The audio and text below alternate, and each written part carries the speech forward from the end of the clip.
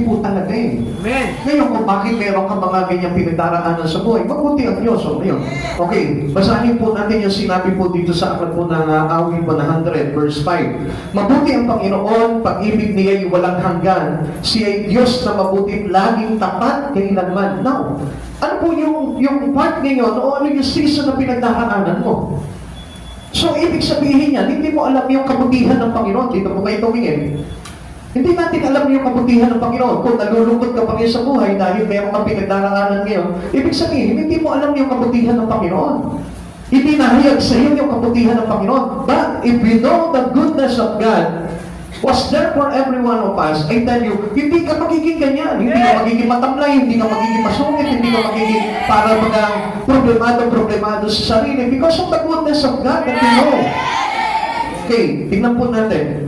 Awit mo ng 100 verse 5. Napakabuti ni Yahweh, pag-ibig niya ay walang hanggan. Walang hanggan, ha? Hindi po natatapos sa pag-ibig ng Diyos. Pag-ibig niya ay tunay, laging tapat kailanman. Kaya nga, alam niyo ang hinahanap sa ating Panginoon, yung pagiging totoo natin sa Kanya. Amen. At hindi po yung parang pinipeki lang natin lahat ng mga bagay na ginagawa natin sa Panginoon. Maghahandog tayo sa Lord, faith. Sasamba tayo sa Panginoon, faith. Mag-worship tayo sa Lord, faith. Mag-pray tayo, faith. Gusto ng Lord talaga yung totoo. At yung pag-ibig na totoo, yun po yung naglalarawan sa isang Kristiyano na pagiging totoo niya rin kay Heso Kristo dahil alam niya that God is good all the time. Alam niya na ang Diyos ay mabuti sa araw-araw at sa habang panahon. We have questions about the goodness of God. Ano po ba yung mga tanong po natin dito? Minsan ganyan po tayo eh. Marahil ganito po tayo, makaka-relate po tayo dito. If God is good, why do we have wars? Bakit po may mga digmaan? Bakit mayroong away? Bakit mayroong mga pagtatalo?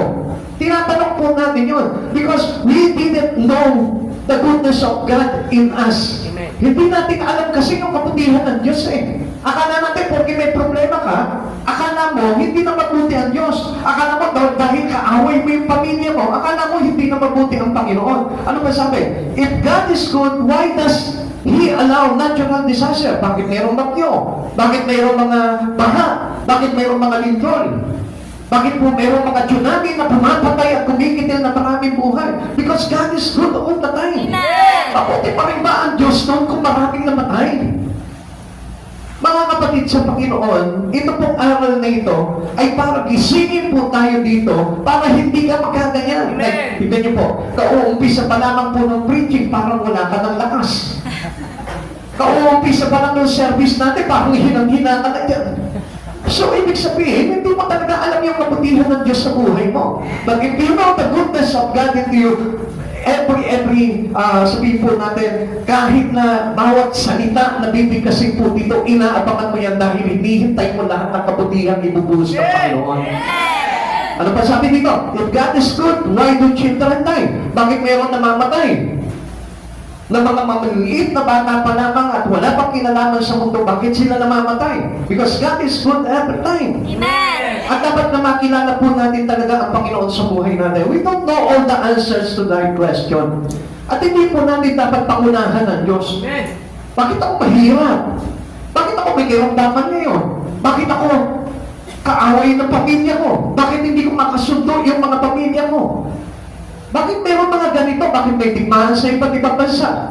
Sapagkat hindi po natin lubos na alam kung ano yung bagay na plano ng Diyos para sa atin. Kaya, we didn't question God about this. Amen. Hindi natin kailangan questionin ang Panginoon sa mga bagay na nangyayari sa buhay mo. Bakit ka inaapi?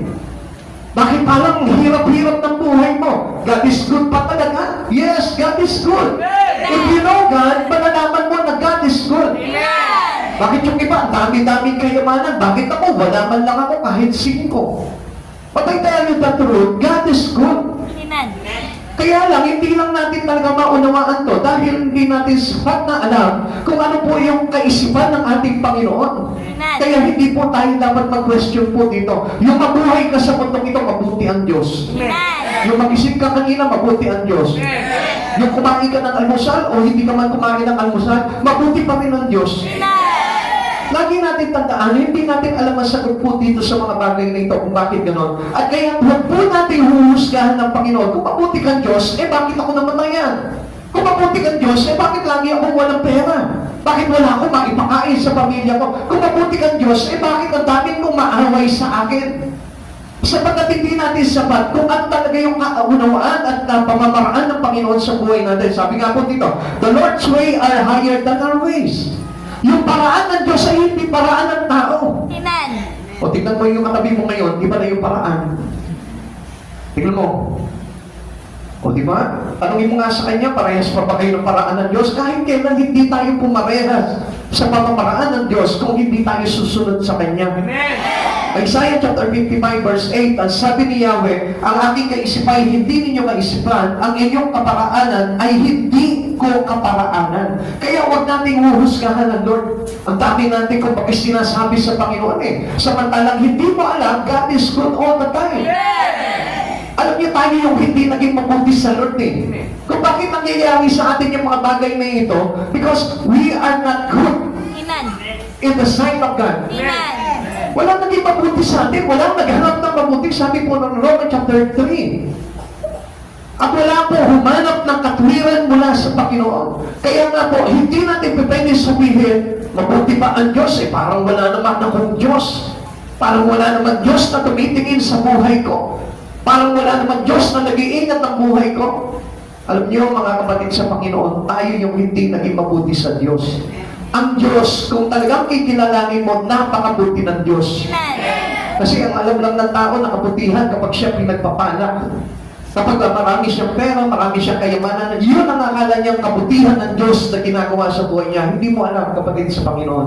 Hindi yan ang pamamaraan ng Panginoon. Sapagkat ang pamamaraan ng Panginoon, kung kailan ka mahirap, doon mo pa makikita ang kabutihan ng Diyos sa buhay mo. Hindi sa lahat ng pagkakataon, pera, o anumang kayamanan o anumang bagay dito sa mundong ito ang nagiging sanhi ng kabutihan ng isang tao. Hindi po iyan ang pinagmumulan ng kabutihan ng ating Panginoon. Sabi ng Lord, our knowledge is limited, God's knowledge is unlimited. Yung ating kaisipan, hindi maaabot yung kaisipan ng Diyos. Sapagkat yung kaisipan ng Diyos ay napakalawak, samantalang yung kaisipan natin, karaniwan nga, pumupurol.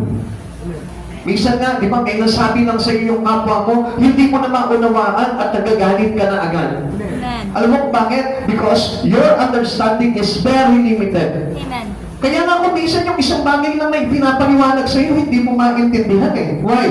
Because our knowledge is very limited. Napaka-ikli o sabihin natin, compact lamang po yung ating nalalaman.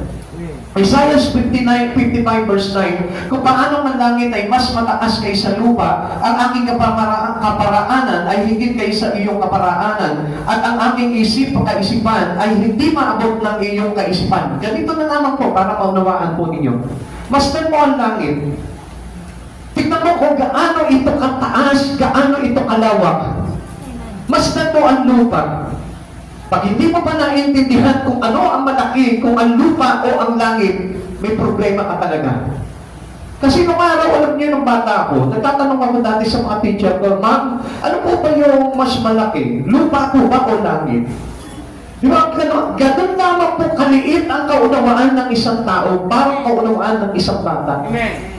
Subalit yung kaunawaan po ng ating Panginoon, ang sabi niya gano'n, sino ang makakatalos ng hangganan ng kalangitan ng kalawakan? Mga kapatid sa Panginoon, ganun po kalawak at higit pa po doon ang lawak ng kaunawaan ng ating Panginoon. Kaya nga, do not question God. Amen. Whatever happens to you, whatever experience you have in your life. Kung mabuti ang Panginoon, bakit nagsasabi ako ng ganito? Huwag mo nang tanongin. Unawain mo na lang at sabihin mo sa Panginoon, Lord, ikaw ang nakababatid ng lahat ng bagay sa ikabubuti ko. Amen. Huwag mo sasabihin sa Panginoon, Lord, hindi ka naman yata talaga mabuti Mabuti ang Panginoon, tayo yung hindi naging mabuti. Sapagkat ang lahat ng mga nilikha ay nagpakasama. Amen. Can I hear amen? Amen. Lahat ng sanlilikha ay nagpakasama. Lahat na buhay sa kasalanan. Lahat ay inibig ang kasalanan. Kaya nga po, hindi nila lubos na kilala ang Panginoon sapagkat until now, kahit na Kristiyano na, still nandun pa rin sa pamumuhay na masama. Amen. Kaya nga, if you know the goodness of God in you, buhay, kundi magpuri ka lang sa Panginoon. Kung talagang kilala mo ang Diyos na mabuti, hindi ka magmamalaki sa Panginoon. At hindi mo sasabihin sa Panginoon na kaya ako nagkaganito kasi pinabayaan ako ng Diyos. Hindi kailanman pinabayaan ka ng Diyos. Ikaw, tayo, mga tao ang nagpabaya sa sarili po natin. We may not know everything about God, but we know He is good. Dapat na malaman mo, ang Diyos ay mabuti kahit hindi mo lubos na kilala ang Panginoon. Dapat ilagay mo sa isipan mo at sa puso mo, mabuti sa iyo ang Diyos. Kahit na ano pa yung kalagayan mo ngayon, kahit na sabihin mo na sandamakmak yung iyong problema, maraming bagyo na dumadating sa buhay mo, still sabihin mo pa rin sa sarili mo, mabuti ang Diyos. Bakit? Kahit na hindi niyo po ba napansin na kahit sinasabi mo, ang dami ng bagyo na dumating sa buhay ko, pero still nakayo ka, still buhay ka. Hindi ba napakabuti ng Panginoon doon? Sinasabi mo na wala kang pera, wala kang kayamanan, pero nakakakain ka naman sa araw-araw, hindi ba mabuti ang Panginoon doon? We must know God is good. Hindi mo na kailangan na mabatid pa kung ano yung kaunawaan ng Panginoon, kung ano yung kaurungan ng Panginoon. Basta mabatid mo lamang na ang Diyos ay mabuti araw-araw sa buhay mo. How do we know God is good? Paano po ba natin malalaman ang Panginoon ay mabuti? Masasabi po ba natin na sa kalagayan po natin ay mabuti po tayo, mabuti ang Diyos sa atin? Siguro lahat po tayo dito, marami po tayo mga pinagdaanan. Kaya po tayo nandito ngayon para ipaunawa sa iyo ng Panginoon kung gaano siya kabuti sa buhay mo. Sa kabila ng mga bagyo, pagsubok sa buhay mo at mga masakit na pangyayari sa buhay mo, naging mabuti pa rin sa iyo ang Diyos. Alam niyo, ako nga po, kung susukatin ko lamang po yung mga bagay na nagawa ko sa Panginoon, masasabi ko na mabuti talaga ang Panginoon. Kasi bakit? Kasi yung mga dating mga pinagagawa ko talaga sa buhay ko, ay talagang nabagputan ka sa Panginoon. At masasabi ko na talagang hindi kalulugdan ng Panginoon yung mga ginagawa ko po nung araw. Sa isip, salita, at sa gawa, ay talagang mapupulaan po talaga ako. At masasabi ko, wala akong Diyos sa buhay ko. Pero still, napakabuti ng Panginoon. Dahil bakit? Sa kabila ng ganon, ginamit niya ako. Sa kabila ng ganon, yung pamilya ko nasa Kanya. Sa kabila po ng ganon kasamaan na ginagawa ko po nung araw, pero ngayon binigyan niya pa rin ako ng chance para maging isang lingkod niya at naging tagapangaral ng salita ng Diyos. Isn't it a good of God into us? Hindi ba napakabuti ng Diyos para sa atin po doon sa bagay ngayon? Kaya nga alam nyo, pag-aralan nyo yung mga past nyo. Kung hindi dahil sa Panginoon, hindi po tayo magkakaganito po ngayon. At kahit na ano pa kalagayan mo, mahirap ka man, mayaman ka man, pero hindi mo po ba nakita? Ang dami mo ng kasalanan na gawa sa Panginoon, but still God is good for you. Amen tayo ng amen, ano? Pero hindi natin lubos na talagang nakakamdaman sa puso po natin kung gaano kabuti ang Panginoon. Yung minsan lang, di ba, yung parang merong kang problema, na halos wala kang matakbuhan, walang tumutulong sa'yo. Pero anong nangyari? Ang Diyos ang gumawa ng paraan ng hindi mo namamalayan. Na hindi mo ba nga pinapasalamatan ng Panginoon doon eh. Kasi ang akala mo, ikaw lang kusa ang nakagawa ng paraan doon, pero ang hindi mo alam, ang Diyos ang gumawa ng paraan.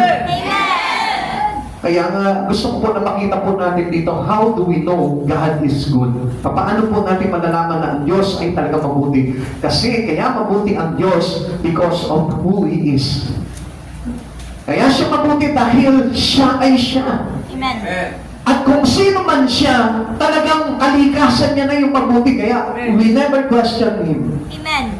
Never ever to question God's goodness. Amen. Huwag mo tatanungin sa sarili mo, sa kapwa mo, gaano kaya kabuti itong Diyos na ito? Huwag ka naman tanong. Hindi maaabot ng iyong kaisipan kung gaano kalawak ang kabutihan ng Panginoon. Sapagkat God's nature is good. Amen. Bakit po ba? Because He is a holy God. Amen. Kung sino siya, He is a holy God. Banal siyang Diyos. Amen. At hindi mo pa pwedeng questionin yan. Bakit ako nagkaganito? Eh kasi nga, wala tayo doon sa kabanalan ng Diyos, kaya ang nagkaganyan. Pero ang tao, ano po ginagawa ng Panginoon? We are adopted into the holiness of Jesus. Kaya nga naparito si Jesus para tayo po ay ampunan, o para sharean, o para bahagian ng kanyang kabanalan. Amen. At nang sa ganon, tayo po ay mailagay sa katwiran ng ng ating Panginoon at tayo po ay maging katulad ng ating Panginoon. Isipin niyo po yun kung gaano po kabuti ang Panginoon sa buhay po natin. Gusto ng Diyos na tayo po mismo, magkaroon po tayo ng holy nature. Amen. Which is, ang Diyos lamang ang meron yan at wala tayo. Amen. Siguro yung iba sasabihin na, nako, yung mga naglilingkod sa Panginoon, banal yan. No, wala tayo talaga doon. Amen. If God won't allow you to serve Him, I tell you there is no holiness. Amen. Kung hindi inalaw ng Diyos na makilala mo si Yesu Kristo, wala kang kabanalan. Wala kang katwiran. Kaya hindi mo pwedeng ipangahas yung iyong nalalaman sapagkat yung iyong kaalaman ay hindi sasapat para makilala mo ng todo ang Panginoon sa buhay mo. Amen. Ang Diyos ay banal. Every one of us know this. Alam natin po lahat yan. Every people must know this. Jesus is a holy God. Amen. God is holy. At hindi po natin pwede talaga na tayo po mismo ay para baga napapatay lamang doon sa ating Panginoon. At kaya nga mga kapatid sa Panginoon, when we worship God, when we are going into the church, dapat nga po, binababa natin ng todo yung buhay natin sa Panginoon because He is holy God. Amen. Alam niyo, ang tao po talaga na nakikita ang kabutihan ng Diyos sa kanyang puso, pagharap niyan sa Panginoon, hindi po makakatingala yan. At every time na mag-worship sa Lord yan, iiyak at iiyak yan kung kilala niya talaga ang kabanalan ng Diyos. Amen. Tingnan niyo po kay Isaiah. Isaiah had the visions of God's holiness. Nakita niya, na-reveal, napahayag sa kanya, nakita niya kung gaano kabanal itong Diyos na ito. The creatures of heaven cries God's holiness. Maging po ang mga anghel sa langit. Iniiyak nila yung kabanalan ng Diyos. Inaawit nila yung kabanalan ng Diyos. Samantalang tayo, nakikita niyo po ba? Yun po yung sinasabi ko po sa inyo, na kapag tayo'y sumasamba, niwala man lang tayong expressions of love. Expressions of gratefulness. Expressions of thanksgiving. Amen. Na hindi man lamang po ma-express natin ito while we worshiping God. At kung minsan pa nga po, bali wala pa sa atin yung pagsamba sa Panginoon At kung minsan pa, hindi pa natin maipakita yung talagang simpatya po natin that God is holy, holy, holy God. Amen. Kaya nga dapat tayo po mismo, like the visions of Isaiah, kailangan makita rin natin kung gaano kabanal ang Diyos sa buhay po natin. Amen. At huwag mong isipin na parang ang Diyos ba yung parang magpapasalamat po sa atin dahil nandito po tayo ngayon. Magpasalamat tayo sa Panginoon dahil sa kabila ng kasalanan po natin, tinatanggap tayo sa banal na harapan ng ating Panginoon Yesu Kristo at tayo pinahintulutan na sumamba sa Kanya. Hindi po ba kabilang pa isa Panginoon sa kabutihan ng Diyos sa buhay natin? Amen. Hindi po ba masasabi na ikaw nandito ka ngayon sa harapan ng ating Panginoon na pinapahintulutan ng Panginoon na magtaas ng kamay at sambahin siya sa kabila ng iyong mga kasalanan? Sino po dito yung kagabilang mayroong kasalanang ginawa? O tingnan nyo, almost every one of us here, doon sa mga hindi nagtaas ng kamay, I tell you, hindi tapat sa Diyos. Lahat tayo. Every seconds of our life, sometimes we do sin. Amen. Kaya huwag mo sasabihin na malinis kang tao. At kaya lang tayo naglilinis, it is because of the holiness of God. Dahil hindi perfect tayo. Na kapag nagbabasa ka lang ng Biblia, hindi mo alam, yung holiness of God na i-impart sa atin. Kapag umaawit ka ng papuri sa Diyos, yung holiness of God bumababa sa iyo. Kaya huwag mo sasabihin na malinis kang tao, luminis ka lang dahil kay Yesu Kristo, sa kapalaran ni Yesu Kristo. Kaya nga mismo mga anghel, at mga anghel ay nandun sa holy nature ng ating Panginoon. Pero still, anong iniiyak nila? Anong inaawit nito mga anghel? Yung kabanalan ng Diyos. Inaawit nila yung kabanalan ng Diyos. Oh, the holy are the God. Sila po mismo. Basahin po natin sa aklat po ng Isaiah.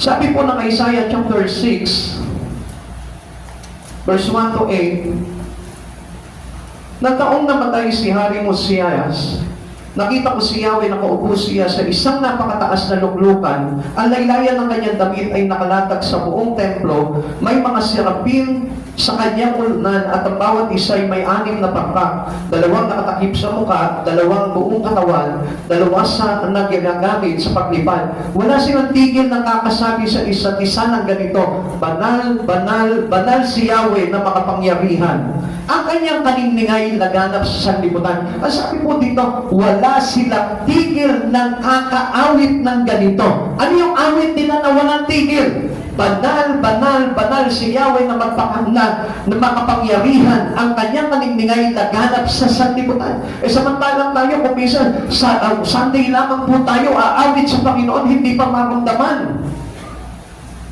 Minsan na tayo umawit sa Panginoon at sumamba sa Panginoon, pero hindi pa natin ma-express that Jesus is a holy God for us. Amen.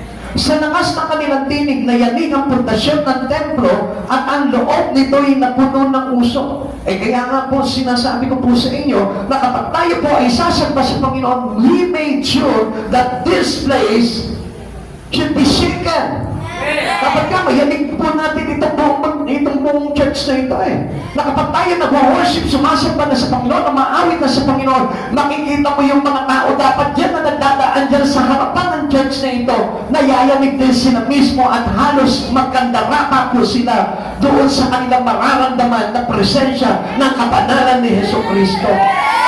Sinabi ko, kawawa ako, marumi ang aking labi at naninirahan ako sa piling ng mga tao marurumi rin ang labi. Mapapahamak ako pagkat ako'y isang makasalanan nakakita kay Yahweh ang makapangyarihang hari. Now, tayo hindi natin makita yung ating kalagayan Pakitanong mo nga yung katabi mo, ikaw ba nakita mo yung kalagayan makasalanan? Ikaw ba nakita mo yung kasalanan? Tingnan mo, humihina.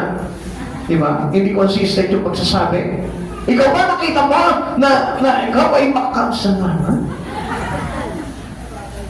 Parang hindi masabi na sinasabi niya na pag-amin niya sa sarili niya Kailangan na makita mo yun. If you see that you are a sinner in the sight of God, ikaw mismo mahihiya ka. Kapag sumamba ka na sa Panginoon, halos sumagulgol ka rin, katulad dito mga anghel na ito, na walang patid ng kakaawit. Banal, banal, banal si Yahweh na makapangyarihan ng lahat ng kaningayan, laganap sa sanlibutan. Pag-iba po natin. Pagkatapos may isang seraping sumipit ng baga sa dambana at lumipad patungo sa akin, ang baga ay diniit sa aking mga labi at sinabi, wala ka nang sana, nabawi na ang mga kasalanan mo. Narinig ko ang tinig ni Yahweh. Sino ang aking ipapadala? Sino ang aking susukuin? Sumagot ako, narito po ako ang isuko ninyo. Sinabi niya, lumayo ka, sabihin mo sa mga tao, makinig man kayo na makinig. Listen, baka mamaya ito po yung impact sa atin Alam niyo po, itong mga pinagsabihan po ni Isaiah na ito yung mga taong hindi nakakakita ng sarili nilang pagkakasala at hindi nila kilala ang Panginoon sa kabutihan at kabanalan po nito. Makinig man kayo na makinig, ay hindi kayo makakaunawa. Tumingin man kayo na tumingin, ay hindi kayo makakakita. Papupurulin mo ang kanilang isip. Bulagin mo sila para hindi makakita, gawin mo silang bingi para hindi makarinig o makaunawa. Kapatid sa Panginoon, papansinin po natin. We must know that God is good for every one of us. Dapat alam mo sa sarili mo na mabuti sa iyo ang Diyos. Bakit? Unang-una, para malaman mo na mabuti talaga sa iyo ang Panginoon, we must know who He is. Kailangan kilala mo kung sino siya. Sino sa iyo ang Panginoon? Ha? O tingnan nyo, hindi nyo na alam kung sino siya, no? Samantalang sinasabi pa lang natin dito. Sino siya para sa inyo? Buhay po siya. Buhay po siya.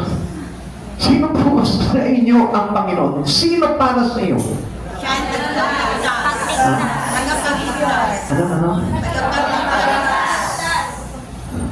Nalayo na tayo, no? Doon na tayo sa kaligtasan Hindi pa nga natin nakikilala kung sino siya. Kaligtasan na agad ang gusto ninyo. Ha? Sino siya? Banal na Diyos. Tumuwas ng mga kasalanan. Naku, ang dami na natin sinasabi, no? Ha? Ano po yung inaawit ng mga anghel? Banal! Oh. Banal! must know God first. Before having this things that goodness in God, bago po natin tanggapin yung mga kabutihan ng Diyos na yan, you must know that God is a holy, holy, holy God Almighty. Yun po na. Kasi alam nyo, kahit na iligtas ka ng Panginoon, kung hindi mo siya kinikilala bilang banal na Diyos, paano ka mahihiya sa mga kasalanan mo? Paano ipapatawad sa iyo ng Panginoon yung mga kasalanan mo if we won't confess our sin na hindi natin alam kung ano yung sin mo? Kaya nga, especially, dapat na malaman ng bawat isa sa atin na sa harap ng Panginoon, sino tayo? At sino itong Diyos na ito na kaharap natin sa oras na ito? Alam mo, ikaw mismo mahihiya ka eh. Kaya nga, baka mapayuko ka na lang dahil makita mo na ang Diyos na iyong sinasamba ay banal na Diyos at tayo ay sino lang? Who am I? Wala lang. Walang kwenta. It is only a filter rag. Amen. Isang maruming basahan lamang po tayo sa Panginoon. Na kung hindi dahil sa ating Panginoon Jesucristo sa kabanalan niya, hindi po tayo malilinis sa kasalanan po natin. Amen. Amen. John confirmed Isaiah visions of God's holiness. Tignan nyo. Yung nakita po ni Isaiah, nakita rin po ni John. At dapat na makita natin lahat. Amen. Hindi na dapat si Isaiah, hindi lamang si John, kundi tayo po lahat na nandito sa Jacob family na ito, dapat makita rin natin na banal ang Diyos. At hindi lang tayo, kundi lahat ng tao sa kalupaan, dapat makita niya na banal ang Diyos. Sabihin mo nga sa katabi mo, paano mo makikita ang kabanalan ng Diyos? Paano mo makikita ang kabanalan ng Diyos? O ikaw na magtugtong. Paano niya makikita? Kung? Ha? Paano mo makikita kung? Sa oras na ito, pakilakas. May narinig ako. Pakilakas. Yan. Yun ang hindi natin mag-break po dito sa church na ito eh. Kaya hindi natin makita talaga yung aral talaga ng Panginoon sa buhay po natin, especially the holiness of God. Kung lagi po tayo tulong. Sabihin mo nga sa katabi mo, avoid sleeping on church. Avoid sleeping on church. Di ba nakakahiya naman sa harapan ng Panginoon? Tinanggap nga tayo ng Panginoon, pinahintulutan niya nga tayo sa mapa, tapos tutulugan natin ng Panginoon. So, okay to tell you that. Pero alam niyo po, it is, ay sabihin po natin na hindi po maganda po sa harapan ng Panginoon po yung bagay na yun. Pigilan niyo po yung antok niyo.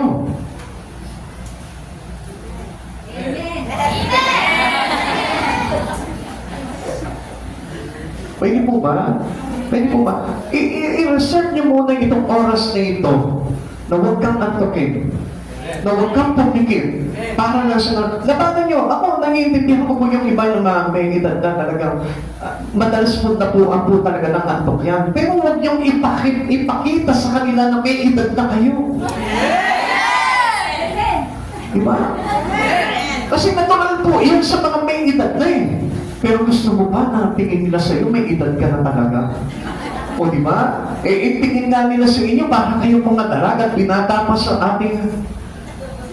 Samantalang kayo naman, pinapatunayan nyo na may edad na kayo. Di ba? Praise the Lord. Purihin ang Panginoon sa mga tatay natin, ang mga nanay natin dito na alay, ba't gising na gising. Kasi just to confirm, what the vision of Isaiah and John, ito po si John, na-confirm niya rin po talaga yung God's holiness. Na kailangan din po na ma-confirm po sa bawat isa sa atin yung kabanalan din ng Panginoon. Holiness and evil cannot coexist. Tandaan natin yan. Kaya nga kapag ikaw nandun ka na sa kabanalan ng Diyos, dapat wala po yung kasamaan. Amen. Ay hindi ang nangyayari sa atin, even inside our worship service to God, minsan iba pa rin yung tumatakbo sa puso natin eh. Dala pa rin natin yung kasalanan, dala pa rin natin yung kasamaan, na dapat nga po, nawawala yan every time na humaharap ka sa kapatanan ng Diyos. Kaya nga napapawi yung galit, napapawi yung lungkot, napapawi yung antok, napapawi yung mga masasamang kaisipan dito because of the holiness of God. Yung kamay na kapalaran ng Panginoon, dapat siya ma-confirm dahil sa atin na kapag ikaw nandun ka na sa harapan ng Panginoon, yung kasalanan mo nahuhugasan, wash out ka yung kasalanan. The evil in your body should be washing out by the holiness of God. Kaya nga ang Panginoon ang naghuhugas sa atin sa lahat ng ating kasamaan. At sa pamamagitan ng kabanalan ng Diyos, tinutunaw niya yung kasalanan na nananalaytay sa katawan mo. If you know the goodness of God in you. Hindi, naninindigan tayo doon sa kasamaan natin Naninindigan tayo doon sa masamang nararamdaman natin, doon sa mga masamang iniisip natin, doon sa masamang nakikita natin, at hindi tuloy tayo magkaroon ng vision na katulad nitong na-confirm ni John, na na-vision nitong si Isaiah, na dapat naka-vision ng isang bawat isa sa atin dito sa Jacob. Sabi mo nga sa katabi mo, dapat ma-confirm din sa iyo yung vision ng holiness ni God sa buhay mo.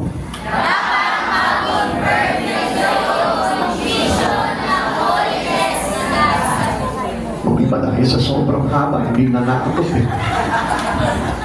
Pero doon sa mga nakabuo ng salita na yung palakpakan nyo ang Panginoon.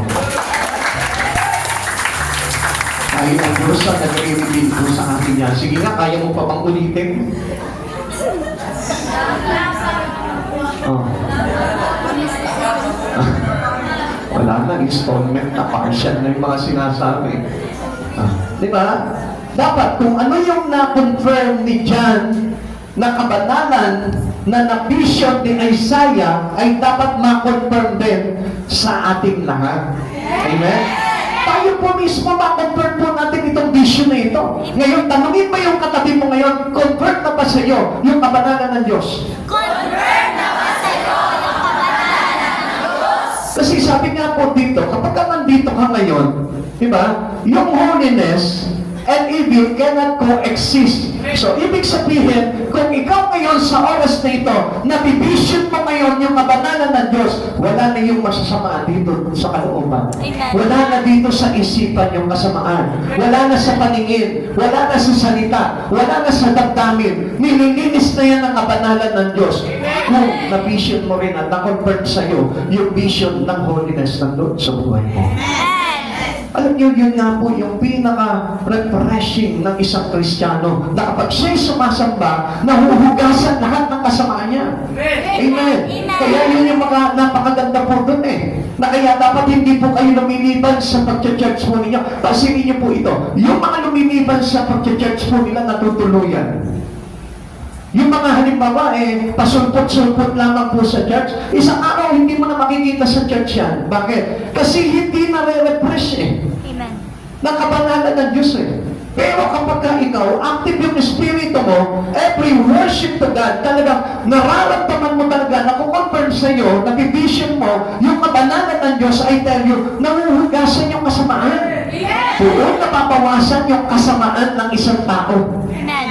Alam niyo kung bakit? Kasi nakikita ng Diyos mismo sa atin na willing tayong ipalinis natin lahat ng kasamaan. Paano kung halimbawa tamad ka mag-church? Tsaka na lang ako mag-church. So, ibig sabihin nun, meron kang iniingatang kasalanan sa buhay mo. Amen. Meron kang iniingatan na kasamaan na ginagawa sa buhay mo. Alam niyo, kung tayo man po dito ay nakakagawa ng kasalanan, mas lalo po tayong dapat na sumasamba sa kabanalan ng Diyos. Hindi po dapat tayo tumitigil doon. Kasi mas mainam na tayo abutin na nasa malinis at kabanalan ng ating Panginoon kaysa abutin ka na nandun gumagawa ng kasalanan. Amen. Kaya nga, the more time we spend into God is the more chances that we are saved by God.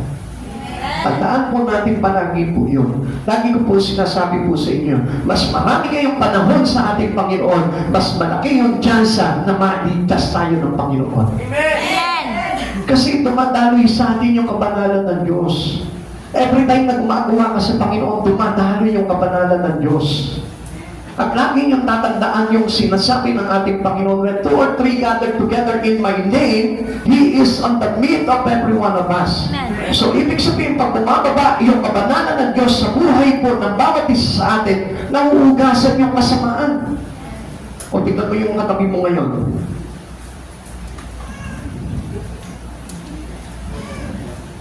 Diba, iba na pakiramdam niya. Kasi tayo po mismo, nararamdaman natin talaga yung kabanalan ng Lord. na sa pagkikinig natin ng salita ng Diyos, we made sure na talagang mararamdaman mo yung kapanalan ng Panginoon. Pero alam niyo po, kapag ang isang tao po pala hindi marunong makinig ng salita ng Diyos, ibig sabihin niya, hindi niya kilala ang kabutihan ng Diyos sa buhay niya. Sapagkat the words of God that we listen, yun po yung naghuhugas din ng ating mga kasalanan. Ang sabi po sa atin, huhugasan tayo, lilinisin tayo sa pamamagitan ng tubig at ng salita. So sa madaling salita, nagsasalita. Amen naman kayo doon. Hindi. Sa madaling salita, yung salita pinakikinggan natin, yun yung humuhugas sa atin para tayo po ay malinis sa ating mga kasamaan. Amen. Kaya doon pa lang, kapag mayroong nagpapahayag, o listen, mga kapatid sa Panginoon, kapag mayroong pala nagpapahayag sa iyo ng salita ng Diyos, ang ibig sabihin yan, ang Diyos pinararamdam sa iyo yung kanyang kabutihan. The goodness of God will express to every listener of His Word. Yung mga nakikinig ng salita ng Diyos, doon natin nakikilala kung gaano talaga kabuti ang Panginoon sa buhay mo. Kaya ka nga pinaringgan ng Diyos ng mabuting balita niya eh. Kasi mabuti ang Diyos eh. Kaya nga, mabuting balita. Because this God that brought to us that the good news is a good God. Ngayon, kapag ikaw kilala ka sa Panginoon, magiging good person to God ka na rin. Kung makikinig ka ng mabuting balita. Naintindihan? Sabihin mo nga sa katabi mo, gusto mo maging mabuting tao? Gusto mo maging mabuting tao? Lagi kang makinig ng mabuting balita. Lagi kang makinig ng mabuting balita. Hindi maayaw talaga eh. Talagang parang pakilang basta ako. Kapatid sa Panginoon, break mo yung kaisipan niya. Sapagkat ang pagsunod sa ating Diyos Ama ang maglalagay sa atin para maligtas tayo. Lagi mo tatandaan, hindi lahat ng tumatawag Panginoon, Panginoon ay papasok sa kaharian ng langit, kundi yaon lamang sumusunod sa kalooban ng kanyang Amang nasa langit. Kaya nga alam niyo, ang mga anak, masunurin po yan sa Panginoon. At makikita mo na talagang labis yung kanyang pakikinig ng kabutihan ng ating Panginoon. Ikalawa, paano natin makikita yung kanyang kabanalan? We know God is good because of what He has done. Alam natin na mabuti ang Diyos lagi sa buhay po natin dahil alam po natin yung kanyang mga ginawa. Tanungin mo yung katabi mo, alam mo ba yung kanyang ginawa? Alam mo ba yung kanyang ginawa? The goodness of God is revealed in creation. Kaya nga tingnan niyo po, doon pa na sa creation, pinagamanan ng Diyos kung gaano siya kabuti sa tao. Pero, ang tao, nagkulang pa rin sa Panginoon. Kaya nga doon pa lang sa pasimula, makikita na natin yung kakulangan po natin eh. Yung si Eva at si Adan, sa kabila ng kabutihan ng Diyos, nalilikha ang lahat ng bagay para sa pangangailangan ng tao, but still, ano pa rin yung pinag-interesan nito si Eva? Yung pinagbabawal na bunga. So, doon pa naman, makikita na natin, napakabuti ng Diyos, pero ang tao, saktan talaga ang kasamaan. Bakit? Kasi nga, pinapakinggan natin yung kasinungalingan ng kaaway. Kaya every person who believe into the lie of Satan, ang ibig sabihin niyan, existed sa iyo yung kasamaan ni Satan. Kaya nga, huwag na huwag po kayong makikinig sa kasinungalingan ni Satan sapagkat dapat makonfirm natin yung kabutihan ng ginawa ni Jesus sa buhay natin. Sabihin sa iyo ng kaaway, kailangan mo naman talagang yumaman eh. Totoo ba yun? Sino po dito yung mayroon ng bulong na gano'n na kailangan niya talagang yumaman? Kung ako, hindi nyo maamin, ano, pero kayo mismo nagsasabi sa sarili nyo, kailangan mo talagang yumaman. Amen? Di ba ka-amin, ano? Ha? Sabi ng Lord eh, kung aaminin mo kasalanan mo, ipapatawad sa iyo ng Panginoon yun. Bakit? Bakit sinasabi ko po sa inyo? Yung bulong na yun, hindi naman natin kailangan talaga yumaman eh. Bakit? Meron na tayong Diyos sa buhay natin. The goodness of God is all the time. Araw-araw, dumadalo yung kabutihan ng Panginoon. Now, ano ba yung gusto mo? Yung kabutihan ng Diyos o yung kabutihan ng tig-1,000? Kabutihan ng Diyos. Aba, syempre, 3,000. Ha? Di mo na kailangan yun. Basta mayroong mabuting Diyos sa buhay mo, ay kanyo kahit money, kahit yung pera, hindi mo na kailangan sa buhay mo eh. Kaya nga nagiging kailangan mo yung pera dahil hindi mo alam yung kabutihan ng Diyos. Kaya mo sinasabi, kailangan ko yumaman dahil hindi mo alam yung kabutihan ng Diyos at hindi mo alam kung ano ang ginawa ng Diyos sa pasimula pa lamang. Amen. Sino dito yung malakas mag-amen? Yung mga malakas mag-amen, alam niya yung kabutihan ng Diyos sa simula pa lamang. Bakit? Bakit po sinasabi ito? Tingnan niyo po ito. Unang-una ang Diyos na ito, nilalang niya lahat ng bagay sa pangangailangan ng tao. Amen. May nakita ka bang nilikha ng Diyos na pera? Wala. So, ibig sabihin, yung goodness of God, wala sa pera. Meron ka ba nakita nilikha ng Diyos na halaman?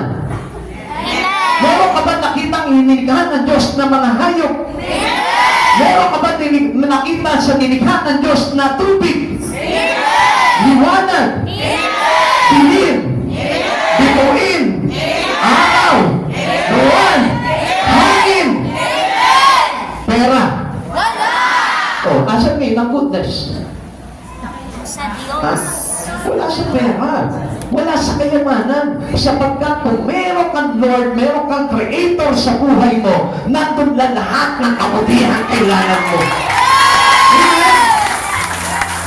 So bakit ang tao nag-uubos ng panahon doon lamang sa pera? Eh samantalang if we know that God is good all the time, hindi mo na kailangan ng pera. Hindi mo kailangan ng kayamanan. Sapagkat lahat ng kayamanan na kailangan mo ay ibinigay na sa iyo nitong Diyos na mabuti. Amen. Basta may Diyos kang mabuti, hindi ka magkukulang sa buhay mo. Basta meron kang Diyos na mabuti, hindi mo na kailangan ng kayamanan ng mundo sapagkat meron kang Kristo sa buhay mo, mayaman na mayaman ka na. The goodness of God is revealed in creation.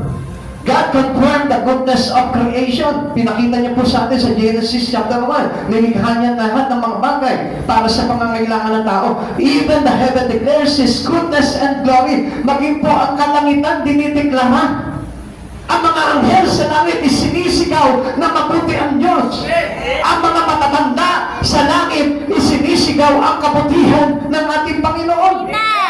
At lahat ng nilalang sa langit, sinisigaw ang kabutihan ng Diyos. Amen. Isa na lang ang hindi sumisigaw ng kabutihan ng Diyos. Alam niyo po ba kung sino? Ha?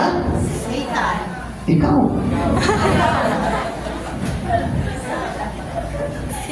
Bakit? Pastor, alam ko naman mabuti ang Diyos eh. Isigaw mo. Isigaw mo sa maraming tao. Ipakita mo yung kabutihan ng Diyos na galing kay Hesus Kristo at hindi galing dito lang sa mga mundo nito. Amen.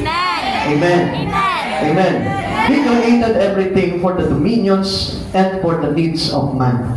Sa pangangalaga natin at para sa pangangailangan ng tao. Hindi po ba tayo natumaan na doon?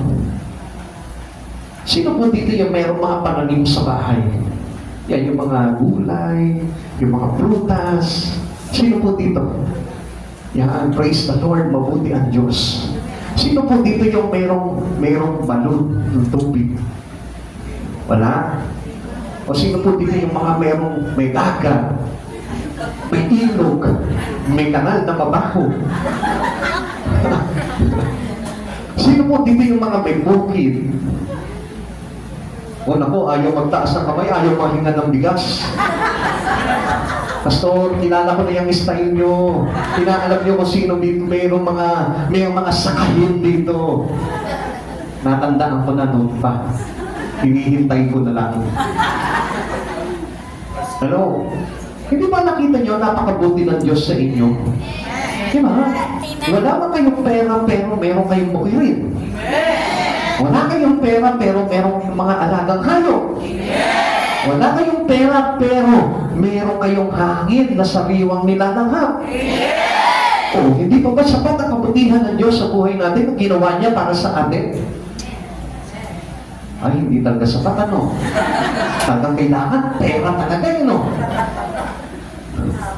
Di ba talaga ang kailangan ng tao? Pera po talaga. Eh basta, paano kung may maguguling mo ng pera? Bahala ka sa buhay mo. Mga kapatid sa Panginoon, maraming nabuhay sa mundo ng walang pera. At isa ng pagpapatotoo, ikaw. Amen. Sige, maraming kayo. Sisigilin ko kayo ng tayo sa church. Sino dito yung marami pera? Tingnan nyo, wala mga pagtaas. Uy, marami pera. Yung tayo ng mga tawa. Sino dito yung laki walang pera? Di ba? Makita nyo, ang gaganda pa ng malagayan nyo kahit wala kayong pera. Hindi naman kayo mga mukhang mahirap. Sige, taas yung kamay ng mga walang pera ngayon. Tingnan nyo, ang gaganda pa. Sige, pasig pa. Dito. Sino mga walang pera dito? Tingnan mo, mga gwapo dito. Sino mga walang pera dito? Tingnan nyo, nagagandahan yung mga bata. Dito. Sino mga walang pera? Yung iba, ayaw umamit yun. Ayaw yung i-declare talaga yung kabutihan ng Diyos na kahit wala kang pera, pero maganda ka pa rin. Kahit wala kang pera, pero malusog ka pa rin. Kahit wala kang pera, may mga kaibigan ka pa rin. Kahit wala kang pera, nandito ka pa rin kay Jesus. Amen? Okay, basahin ko natin. Awit 19 verse 1. Ang kalwalatian ng Diyos ay ipinapahayag ng kalangitan. Ang ginawa ng kanyang kamay, ipinapakita ng kalawakan. Tingnan mo kapatid, kahit wala ka ng anumang bagay, yung masilayan mo lamang yung ganda ng pagkakalikha ng Panginoon para ka ng pinagpala ng kabutihan ng Diyos. Tingnan mo mga kapatid sa Panginoon. Tayong lahat ay nagkaroon ng isip. Pinanganak nito ng walang isip, pero pinalaki tayo ng Diyos ng may isip. Mga kapatid sa Panginoon, hindi ba napakabuti ng Diyos dahil natunghayan mo yung kagandahan ng mundo? Na-experience mo yung kagandahan ng mundo, samantalang marami pong mga ipinanganak na hindi na nasilayan ng mundo. Hindi ba napakapalad po natin dahil until now, nag-i-enjoy ka pa rin, nag-i-stargazing ka pa rin sa gabi. Nagbibilang ka pa rin ng mga tupa kapag hindi ka inaantok. Pero alam mo mga kapatid sa Panginoon, hindi mo na kailangan magbilang ng tupa para antokin ka. Magbasa ka lang ng Bible. Tulog ka na. Hindi nyo napansin? Bakit sa church, napakasarap matulog? Pero kapag nandun ka na sa kwarto mo, di ba, hindi ka makatulog-tulog? Hindi nyo napansin? Yun ang kabutihan ng mabuting balita ng Panginoon. Na napapahayag dito sa Biblia na kapag hindi ka tinadalaw ng atok, magbasa ka lang ng Biblia, the goodness of God, dadaloy na sa buhay mo, mamaya-maya tulog ka na. Naintindihan? O tanungin mo sa katabi mo, di ba, effective? O sino dito nagsasabing effective yun? Taas ang kamay. Bakit na-experience nyo na? Madalas? Na kahit nagpe-pray, hindi mo alam, naghihilig na pala, hindi na prayer. Nakita nyo, ang biyaya ng Panginoon, Doon pala makikita na po natin yung talagang kabutihan ng Panginoon sa buhay natin. Bakit? Kahit wala kang pera, nakakatulog ka ng mahimik. Kahit marami kang utang, nakakatulog ka ng mahimik. Kaya pag-ising mo, nandun pa rin yung utang.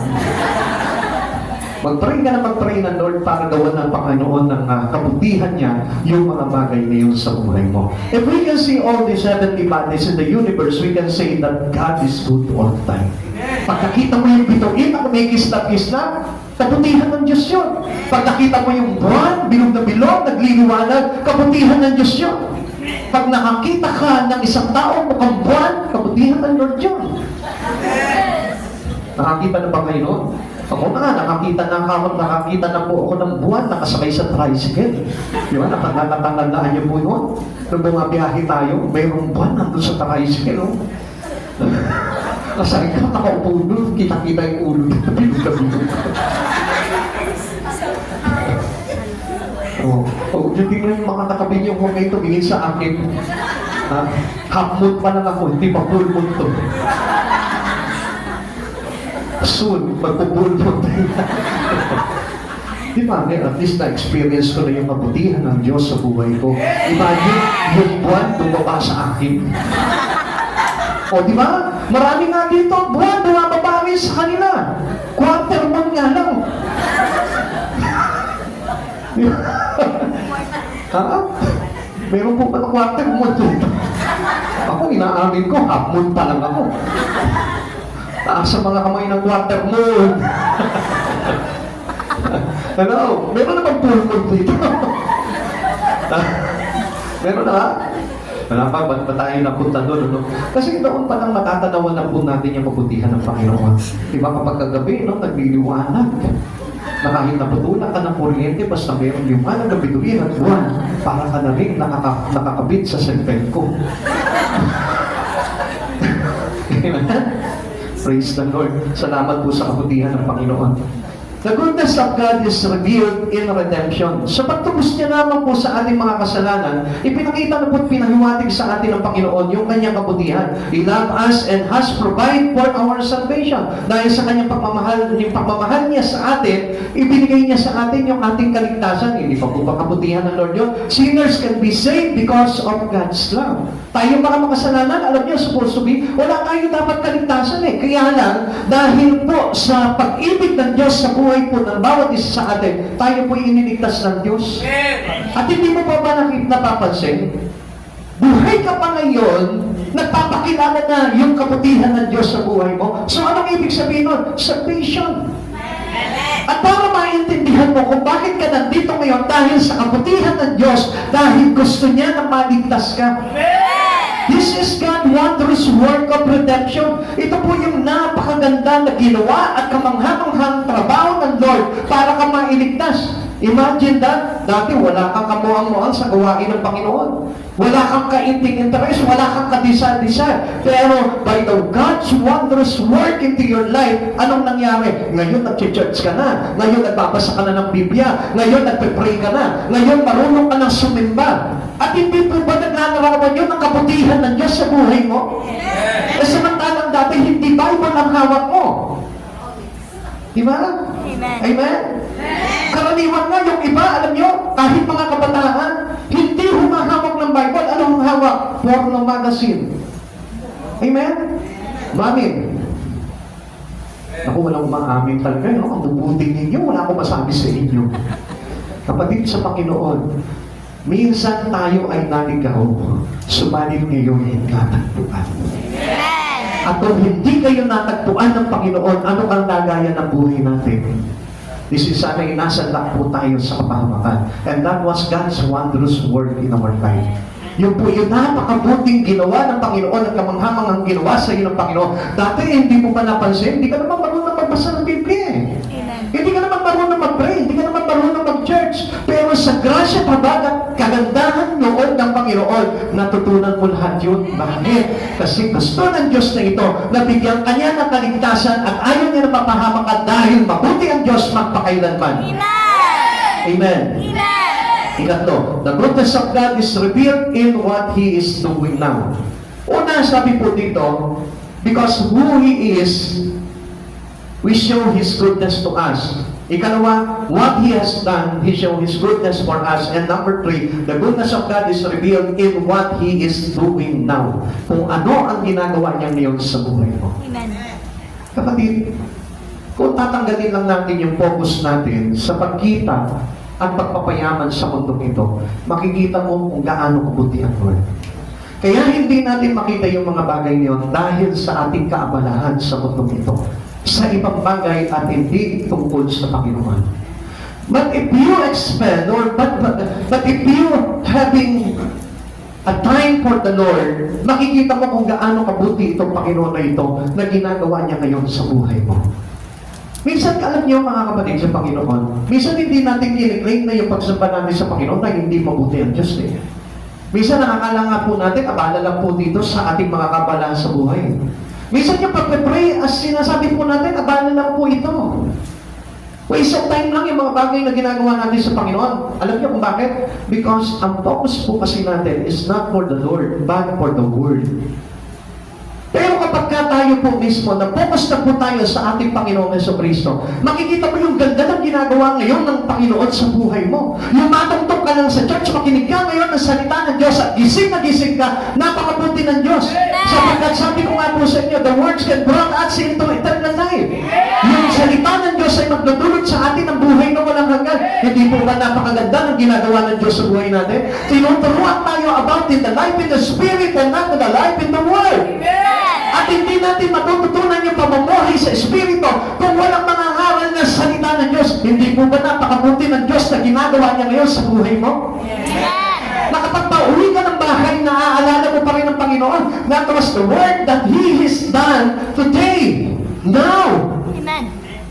Yung pa kahit na may karamdaman ka ngayon, nag-church ka pa rin, kabutihan ng Diyos na ginagawa niya ngayon sa araw na ito sa buhay mo. Na kahit na mayroon kang mga pinagdaraanan, still, your life is still ahead or your life is still continue in the Spirit of Jesus Christ. Nagtutuloy-tuloy pa rin yung buhay mo sa Espiritu ng ating Panginoon kahit na ano yung bigat na pinagdaraanan mo. At yan yung ginagawa ng Diyos na mabuti ngayon sa oras na ito sa buhay mo. Na kahit pinagtatawanan ka, na kahit naghihirap ka, but still naglilingkod ka pa rin sa Panginoon, hindi po ba napakaganda niyan dahil yung paghihirap mo ay tutuldukan ng Panginoon dito sa lupa lang at hindi mangyayari doon sa kabila. Amen? Amen. Na hanggang dito lamang yung kahirapan mo, subalit pagdating ng araw doon sa piling ng Diyos, hindi mo na mararanasan yung kahirapan na yun because of now that He was doing right now into your life. Dahil sa ginagawa ng Diyos ngayon sa buhay mo, tinuturuan ka ngayon na mabuhay sa Espiritu, tinuturuan ka ngayon na mabuhay sa kabanalan ng Diyos, tinuturuan ka niya ngayon na mabuhay ka na malapit kay Jesucristo at hindi malayo pa kailanman. God is doing wondrous thing. Lagi ang ginagawa ng Diyos na ito sa araw-araw na buhay po natin ay kamangha-manghang gawa para sa atin. Amen. Kaya nga, alam niyo mga kapatid sa Panginoon, bibihira na po yung namamangha sa Panginoon eh. Kasi hindi na po nila makita talaga yung kaputihan ng Lord. Yung bang merong matinding karamdaman, bigla-bigla na lang gumaling ka. Hindi po ba nakakamangha yung bagay na yun na ginawa sa iyo ng Panginoon? Tingnan niyo po yung mga bagay na ginawa kamangha-mangha ng Panginoon. He is saving all who come to Him in faith.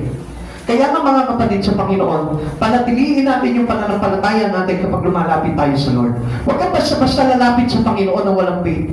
Amen. Kailangan, if you come to Him, you must have your faith in Him. Amen. Alam niyo, mahirap po na mapapurihan ng Panginoon nang walang pananampalataya. Amen. Sapagkat kung wala tayong pananampalataya at lalapit tayo sa Panginoon, hindi natin malalaman na naligtas pa na tayo dahil sa ating pananampalataya.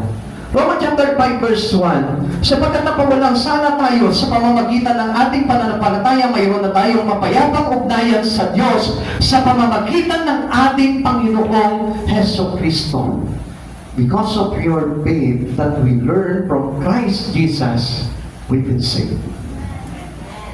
At hindi mo yan matututunan doon sa iyong mga ginagawa lamang sa mundong ito. Natututunan natin na manampalataya sa Panginoon at magtiwala ng lubusan sa Panginoon sa pamamagitan ng aral na itinuturo niya at binabahagi sa atin. And that was the goodness of God. Amen. Why we have the Bible, why we have this book of life, it is because of the goodness of God. Alam niyo po ba kung hindi mabuti ang Diyos, wala tayo nito. Wala kang Bible ngayon. Lahat ng mga may Biblia, kailangan ma-experience mo yung kabutihan ng Diyos. At kung wala ka mang Biblia, dapat na magkaroon ka ng Biblia para maranasan mo ang kabutihan at kamangha-manghang gawa ng Panginoon. Kapatid sa Panginoon, tayo ipinawalang sala ng Panginoon sa pamamagitan ng pananampalataya. At kaya ka nandito ngayon dahil sa iyong pananampalataya. At kaya ka nakikinig ng salita ngayon dahil sa iyong pananampalataya. At dahil yan, tayo ay iniligtas ng Panginoon. Pinawalang sala sa lahat ng ating mga kasalanan. Amen. Ano ba po yung wondrous work ng ating Panginoon? He is receiving all who receive Him. Kung tinatanggap mo si Jesucristo sa buhay mo, tatanggapin ka rin niya. Tanungin mo nga yung katabi mo kung tinatanggap mo si Jesucristo. Tinatanggap mo ba si Jesucristo? Huwag ka mag-church na iba yung tinatanggap mo. Dapat si Jesucristo Christ alone that we must receive in our life. Pag ikaw nag-church ka, nang hindi si Kristo ang tinanggap mo, wala kang salvation. Amen. Hindi ka tatanggapin ni Kristo. Sapagkat marami po ngayon, kaya sila sumasamba sa Panginoon, it's not to receive Jesus Christ, but to receive the blessing of Him. Amen. Only the blessing of Christ. Only the promotions in life. Only the prosperity in life. And not the Creator and the Savior of our life. Dapat kaya nga nandito ngayon dahil tinanggap mo si Jesucristo. Receive Christ alone. Na kahit walang pagpapala, na kahit walang kagalingan, na kahit wala po ng mga bagay na pinapangarap mo sa mundong ito, but only Christ Jesus receive. Hindi po yung pinakamahalaga po doon. At huwag po tayo magkakamali doon because the goodness of Christ Jesus revealed in His church. Amen. Kaya nga nandito tayo ngayon para tanggapin natin si Jesucristo. Kaya nga mapapansin nyo, kapag ka nandito ka sa oras dito at hindi si Kristo Jesus ang tinanggap mo at ibang bagay, kung bakit ka lumalapit dito sa Panginoon, I tell you, isang araw mawawala ka rin. Lagi ko po sinasabi po sa inyo yan. Tanggapin mo si Kristo sa buhay mo at hindi yung pagpapala na ibibigay sa ni Kristo, kundi si Kristo mismo ang pagpapala mo. Amen. Huwag yung mga bagay na ibibigay sa ni Kristo ang pagpapala mo, kundi ang dapat na maging pagpapala mo ay walang iba, kundi si Jesucristo na tinanggap mo sa buhay mo. Bakit? Kung gusto mong tanggapin ka ng Lord, tanggapin mo siya. Marami po kasi mga Kristiyano ngayon, hindi naman talaga totoo si Jesus ang tinatanggap nila, kundi yung mga promotion, prosperity, healing. Yun lamang po yung mga bagay na kanilang gusto at pinunta sa ating Panginoon. But I tell you, you are wrong. Sapagkat hindi ka tatanggapin ng Panginoon kung yun lamang ang tinanggap mo at hindi yung nagbibigay ng pagpapala sa buhay mo. Amen. John chapter 6 verse 37, "Lalapit sa akin ang lahat ng ibinibigay sa akin ng Ama, at hindi ko itataboy kailanman ang sino mang lumalapit sa akin." Lumapit tayo sa Panginoon ng tama at hindi mali. Amen. Lumapit ka sa Panginoon ng tamang pagtanggap kay Jesucristo at hindi pagtanggap sa mga bagay lamang na iaalok sa iyo ng Diyos. Kaya nga, alam niyo, kapag inalok ka ng Panginoon ng Bible study, ang tanggapin mo yan. Pag inalok ka ng Panginoon ng discipleship, tanggapin mo yan. Pag inalok ka ng Panginoon na maglingkod sa Kanya, tanggapin mo yan. At dahil po dyan, ang tinatanggap niyo ay walang iba, si Kristo Jesus. Amen. Pero alam niyo po, walang church po na mag-o-offer po sa iyo ng ibang bagay instead of offering Jesus into you. Tandaan po natin, ang inalay ay si Kristo Jesus at hindi ang ibang bagay. Kaya nga, ang dapat natin tanggapin, yung inalay para sa katubusan ng ating kasalanan at hindi yung mga bagay lamang na matatanggap natin. Amen. Amen. Hindi ang kayamanan ng mundo. Hindi kung ano man yung mga bagay na magpa-prosper sa buhay mo ang tatanggapin mo, kundi yung magpa-prosper ng relasyon mo dapat sa ating Panginoong tagapagligtas. Yun ang dapat na hanapin mo sa iyong pagparito. Amen. He causing all things to work together for good to those who love Him. Kapatid sa Panginoon, yung kaputihan ng Diyos, pag tinanggap mo siya, lahat ng pangyayari ngayon sa buhay mo ay magiging para sa ikabubuti mo. If you have Christ Jesus already, lahat ng bagay, even your problem, your trials, your storm in life, magiging para sa ikabubuti mo yan. Kaya nga sabi niya po sa atin, in all things God work together for our own good. Ang Diyos ang gumagawa. And this is the wondrous work of God in you. Mayroon kang problema pero nagbubunga yan na maganda sa buhay mo. At yun na po yung tulong po na lahat ng mga pagsubok sa buhay mo. Kaya nga alam niyo po, yung mayroong pagtanggap kay Kristo Jesus, yung problema sa buhay niya, biyaya na yan. Amen. At sino pa po dito na yung kanyang problema is distraction sa pride? I tell you, hindi niyo pa completely na tinanggap si Jesus sa buhay niyo. But if your troubles, your storm in life may cause you a good for you or a blessing for you, I tell you, mayroon ka na totoong pagtanggap kay Jesus. Bakit? Kasi ang sabi ng Lord, God works together for our own good. Ang Diyos ang gumagawa. Lahat ng bagay na nangyayari sa buhay natin, pinahintulot ng Diyos sa buhay mo na mangyari yan para sa ikabubuti mo. Amen. Good or bad? Kung naniniwala ka sa Panginoon, sapagkat ang Diyos mismo ang nag-allow nito na mangyari sa buhay mo para sa ikabubuti mo yan, para hindi ka wasakin. Minsan ang tingin natin sa problema, wawasak ang buhay natin. Mali lang yung response natin at mali yung ating pagkilala sa Panginoon. Kung ang problema ay nagwawasak ng buhay mo. Dumarating normally ang problema sa buhay ng lahat ng tao. At walang tao sa mundong ito na hindi nagdanas ng problema. And I tell you one thing. Kapag yung problema na yun, natutunan mong tanggapin yun, at natutunan mong i-overcome yun, sa pamamagitan ng iyong pananampalataya kay Kristo, makakatulong yun para gumanda ang buhay mo. Amen. Santiago chapter 1 verse 12, pinagpala ang taong nananatiling tapat sa kabila ng mga pagsubok, sapagkat matapos niyang malampasan ang pagsubok, tatanggap siya ng gantimpala ng buhay na ipinangako ng Panginoon sa mga umiibig sa Kanya. Napakaganda po dito eh. Kapatid sa Panginoon, His goodness cause us to be what? Tatlong bagay po ang gusto ko na ipakita po sa inyo na kapag tayo po ay nagdanas ng mga pagsubok sa buhay, dapat na ito po ay mag-cause po sa buhay po natin ng ano? Una, dapat mag-cause ito ng iyong pagiging katapatan sa Panginoon. Your faithfulness to God. Yung katapatan mo, kailangan magkaroon ka niyan sa kabila ng mga pagsubok na dumaraan sa buhay mo. Ikalawa, you must be a loving to God. Kailangan maging mas higit na mapagmahal ka sa Panginoon kapag dumating sa iyo ang mga pagsubok na ito. Amen. Una, kailangan maging tapat ka sa Kanya. Ikalawa, kailangan maging mapagmahal ka sa Kanya. Yan ang dulot po ng mga pagsubok na nararanasan natin. In all things, God work together for our good. And last is giving you or causing you reward a life eternal. Amen.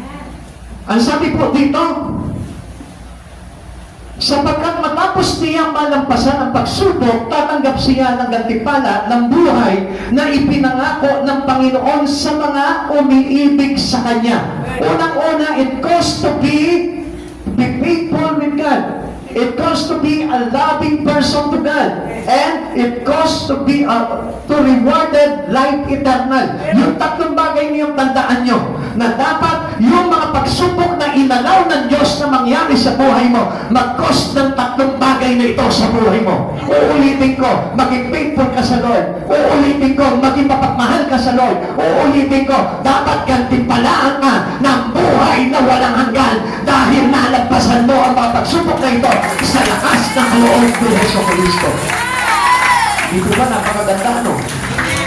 Sabi ko po sa inyo, yung wondrous work ng Diyos sa buhay mo ay magdudulot sa iyo ng kaligtasan niya. He is working in their lives with a wonderful plan in mind. Ganda po ng iniisip ng Diyos para sa atin. Hindi yan katulad ng iniisip ng tao. Ang iniisip ng tao, lagi po na makakasira sa kanyang sarili at sa kanyang kapwa. Pero ang Diyos na ito, hindi siya nag-isip ng ikasisira ng buhay mo. Amen. Kung bakit kanya pinagdilingkod sa Kanya, para mapaayos ang buhay mo. Kung bakit ka pinag-church, pinagbabasa ng Bible, pinag-aaral ng salita niya, para mapabuti ang buhay mo. Kaya nga, ito yung napakagagandang ginagawa ng Diyos sa buhay ng isang tao. Romans chapter 8, verse 28. Alam natin sa lahat ng bagay ay gumagawa ang Diyos para sa mabuti kasama ang mga nagmamahal sa Kanya, silang mga tinawag ayon sa Kanyang layunin. Layunin ng Panginoon na bakit nandito ngayon. Amen. Hindi yan layunin mo, pakikising mo yung katabi mo. Kaya nga kung nandito ko ngayon, dapat yung layunin ng Diyos ang masunod sa buhay mo. Amen. Pakisabi mo nga sa katabi mo, Kaya, bakit nandito ka ngayon? bakit nandito ka ngayon? Dapat na masunod Dapat na masunod ang layunin ng Diyos sa buhay mo. ang layunin ng Diyos sa buhay mo. Kaya nga sabi ko nga po sa inyo, it is better to listen and adopt His Word and willing to learn from Him. Dahil yung bagay na yun yung magdudulot po sa atin ng napakagandang layunin ng Diyos sa buhay natin. Kapatid, huwag po tayong mag-iba ng pagkaunawa sa mga bagay na ito na ginagawa ng Diyos. Kung bakit mayroong kang kahirapan na dinaranas, God works together for your own good. Kung bakit may karamdaman ka ngayon, God's work together for your own good. Lahat ng bagay na ito para sa ikabubuti natin. Hindi mo lang makita dahil hindi mo kilala ang kabutihan ng Diyos. Pero once na nakilala mo na ang kabutihan ng Diyos sa buhay mo, I tell you one thing, lahat ng bagay na nangyayari sa buhay mo, makikita mo ang buti ng Diyos. Amen. Nawala ka ng trabaho, mabuti ang Diyos. Amen. Nawala ka ng kayamanan, mabuti ang Diyos. Amen. Nawala ka ng mga bagay-bagay sa buhay mo, mabuti ang Diyos. Amen. At yan mo masasabi na every storms of life has a good impact into your life. Amen. Meron pong maganda pong impact sa buhay mo yan. Kaya mga kapatid sa Panginoon, lagi niyo pong iisipin na ang iisipan ng Panginoon ay para sa ikabubuti ng bawat isa. He is putting circumstances to make them like Jesus. Yung mga circumstansya na pinagdaraanan nyo yun pala yung nagtuturo sa atin para maging katulad tayo ni Jesus.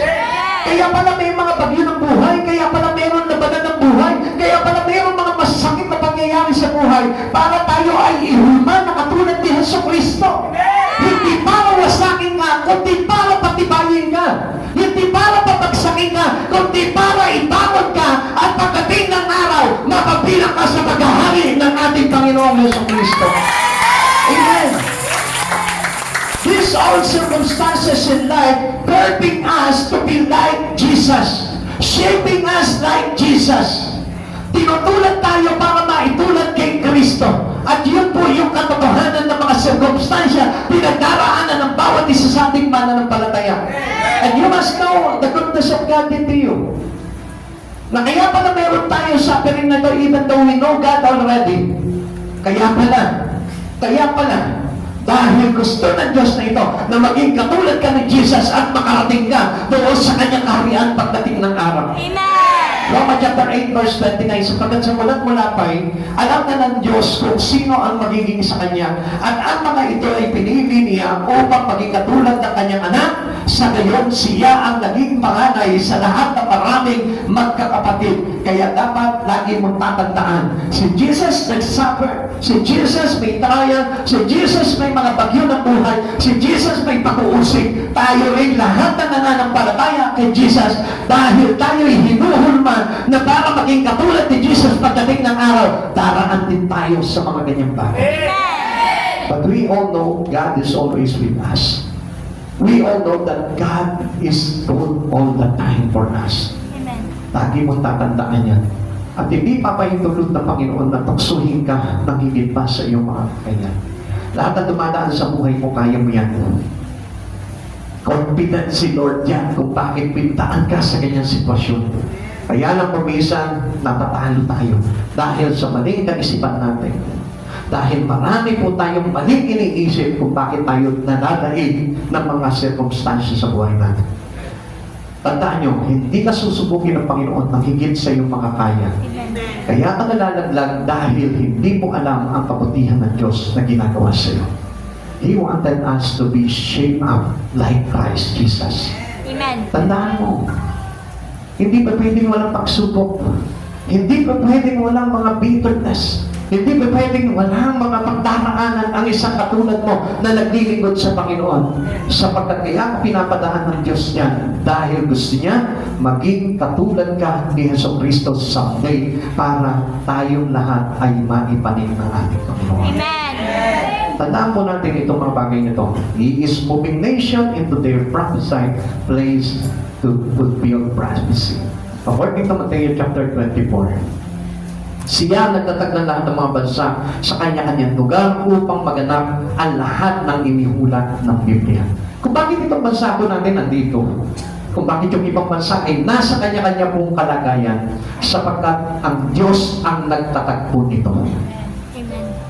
Hindi po yung mga nakadiscovery nitong Pilipinas, nakadiscovery ng Amerika, nakadiscovery ng Japan, ang nagtatag ng kanilang bansa, kundi ang Diyos mismo dahil yan ay ayon sa kanyang mga inihulat. Amen. Na magaganap pagdating ng araw ng takdang panahon ng pagbabalik ng Panginoon. Kaya po huwag kang magtatanong kung bakit nagaganap ang lahat ng ito sapagkat kailangan mangyari ito para sa kanyang mga hinirang at mapabilang sa kanya. Amen. Ganun din po sa atin.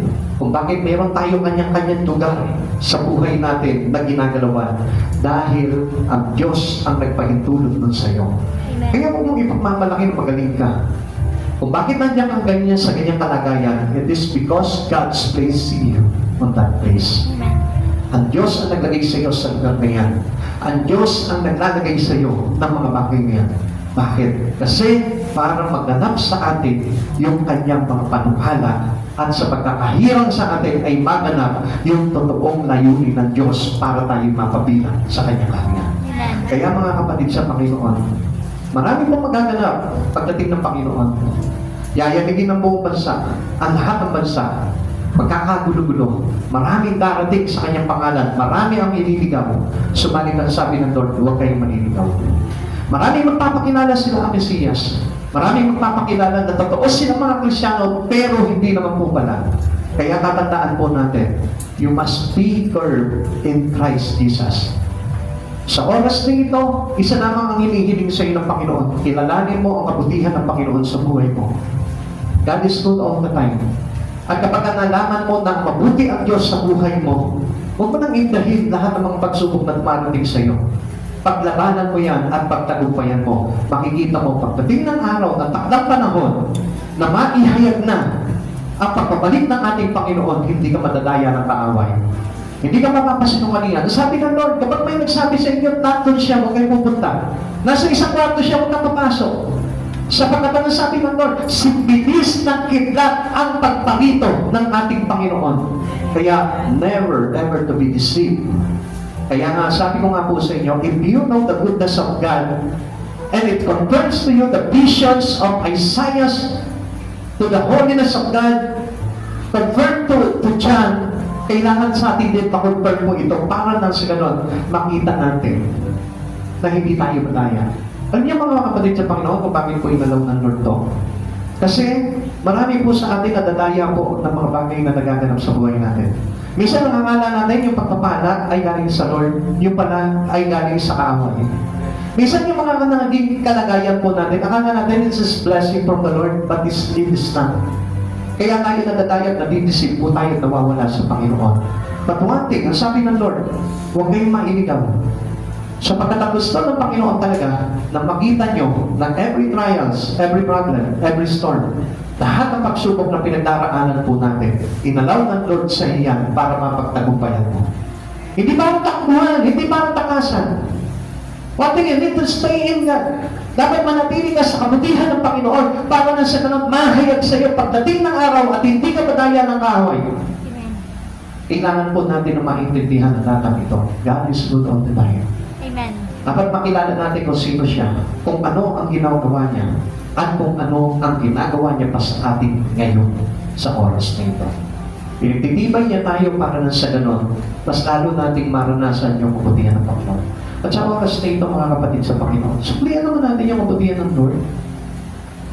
Hindi yung magsusukli lang tayo sa Panginoon sa kabutihan niya kapag pinagpada ka ng pera, pinagpada ka ng kayamanan. Yung araw-araw na hininga mo, na maluwag, at nakakakain ka ng masarap na panlasa. Yung palang suklihan mo na sa Panginoon yun. Kabutihan na ng Panginoon yun. Yung until now, extended pa rin yung buhay mo, suklihan mo na kabutihan ng Lord yun. Yung until now, nakakakilala ka pa rin sa Panginoon, nagagamit pa rin ang buhay mo. Suklihan mo yung kabutihan ng Panginoon na yun. Huwag mong ipagkakait sa Kanya, yung iyong pagsamba. Minsan tadamot tayo sa Lord eh. Alam naman natin mabuti ang Panginoon sa buhay natin, pero tayo ang damot natin sa Panginoon. Ni magtaas ng kamay, hindi natin maitaas yung kamay natin. Ni isigaw yung kapurihan ng kapatalan ng Panginoon, hindi natin maisigaw. Kung ang mga anghel sa langit, dinitiklara nila, inaawit nila ng buong lakas na yayanig ang templo ng kalangitan. Tayo pa kaya? Sila batid nila yung kapanalan ng Diyos. Ikaw, hindi mo ba batid? Para hindi mo mapapurihan ng Panginoon sa buhay mo. Kapatid, hindi ka ba umaasa na gagawin pa ng kabutihan ng Panginoon? Hindi po ba kapag may karamdaman ka, ano sinasabi mo, Lord? Heal me. Pagkalingin mo ako. Kapag nahihirapan ka sa buhay, anong sinasabi mo sa Lord? Lord, tulungan mo ako. Bigyan mo ako ng lakas. Hindi ba humihingi ka ng kabutihan sa Panginoon? Kapag halimbawa, magtitake ka ng exam, ano sinasabi mo sa Panginoon, Lord? Bigyan mo ako ng karunungan para masagutan mo yung mga exam ko. Hindi ba kapag humihingi ka ng promotion para sa trabaho mo, di ba pinag-pray mo sa Lord? Lord, tulungan mo ako na mag-promote ako, Lord. Kailangan ng pamilya ko to. Bakit ngayon, hindi mo suklian yung kabutihan na ginawa sa iyo ng Panginoon. Diba kapag yung mga anak mo, nararamdaman mo na parang napapariwara, pinapipray mo sa Lord, Lord, tulungan mo yung mga anak ko na huwag makahamak. Diba pinapipray mo sila, Lord? Gusto ko na lagi nasa piling ko yung aking mga anak, Lord, at hindi sila mapahamak o gano'n.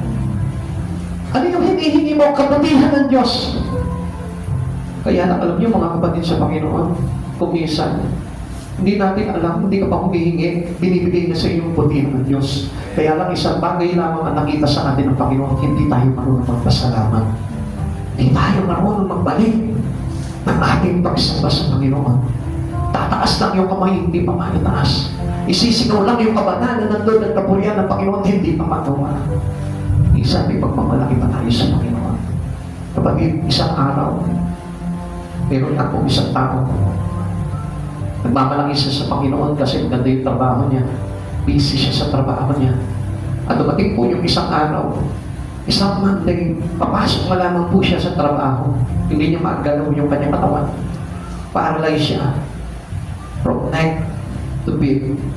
Paralyzed po siya. Bibig niya na nagagalaw niya at yung mata niya. Sabi niya sa Lord, bakit ako nagkaganito?